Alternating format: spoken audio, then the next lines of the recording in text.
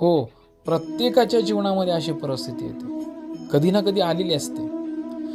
अशी वेळ येते की ज्या वेळेला आपल्याला काहीच करता येत नाही. काही मार्गही सुचत नाही. पूर्णपणे सगळं संपलेलं आहे असं आपल्याला वाटतं. पण एक लक्षात घ्या, संपलेलं कधीच नसतं. कारण या संसारामध्ये सगळं परिवर्तित आहे. काही संपलेलं नसतं. जिथं संपलेलं असतं तिथं सुरुवात झालेली असते. म्हणून एक विचार करा. आपण शांत राहिलो याचा अर्थ आपण हरलेलो नाही.